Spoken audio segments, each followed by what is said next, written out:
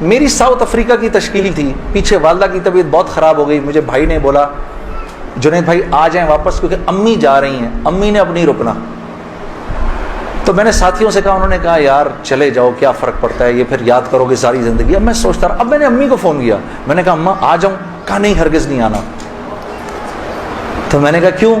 تو کہنے لگی اگر میرا انتقال ہوا تو میں کتنی خوش قسمت ہوں کہ میں اللہ کو بتاؤں گی کہ جب میرا انتقال ہوا تو میرا بیٹا تیرے راستے میں تھا، تو تم مت آؤ، مجھے کچھ نہیں ہوگا، اور اگر ہو گیا تو اس کو اللہ کی مرضی سمجھنا، بس میرے لیے تم دعا کرنا۔ اللہ کی شان امی کا انتقال نہیں ہوا، اس میرے 40 دنوں بعد میں واپس آیا تو بہت خوش ہوئی، گلے لگایا، کہا دیکھو میں نے کہا تھا اللہ نے مجھے زندہ رکھا جب تک کہ تم نہیں آتے واپس۔ پھر میری حضرات نے 10 دن کی اور تشکیل کر دی کینیڈا کی، تو میں نے کہا اماں پھر 10 دن کے لیے بھیج رہے ہیں، جاؤں نہیں جاؤں؟ نہیں چلے جاؤ نا، تو بالکل ٹھیک ہوں۔ میں نے کہا جی ٹھیک ہے۔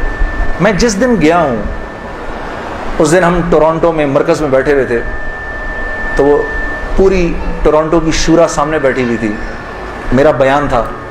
بیان کے دوران ایسے موبائل پڑا ہوتا ہے، میں نے رکھا ہوا تھا کہ بہن کو بولا ہوا تھا کہ اگر اماں کو کچھ ہو مجھے فوراً بتا دینا۔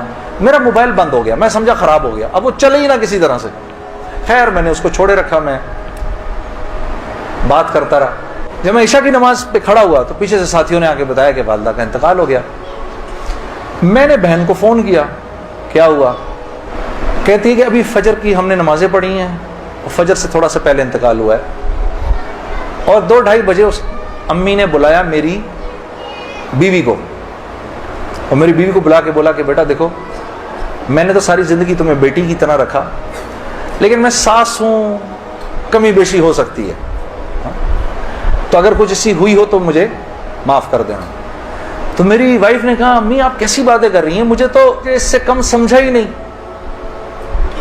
پھر میری بہن سے کہا کہ تم بیٹا مجھے لگتا ہے میں آج چلی جاؤں گی، مجھے سورہ یاسین سناؤ۔ تو میری بہن نے ان کو سورہ یاسین سنائی، تو میری بہن کہتی ہے کہ آنکھیں بند کر کے لیٹ گئیں اور مجھ سے کہا کہ اب سورہ رحمان سناؤ۔ تو سورہ رحمان پڑھتے پڑھتے میری امی نے آنکھیں کھولیں، اور آنکھیں کھول کے میری بہن سے کہا کہ منیزہ یہ دیکھو یہ کس قدر ایک حسین عورت تمہارے ساتھ کھڑی ہوئی ہے، ذرا اپنے اس طرف دیکھو کتنی حسین عورت کھڑی ہے تمہارے ساتھ، بیٹا یہ مجھے لینے آئی ہے۔ تو میری بہن کہتی ہیں کہ اماں یہاں تو کوئی نہیں کھڑا۔ نہیں اس کے پیچھے دیکھو، اس کے پیچھے بھی کچھ لوگ کھڑے ہیں۔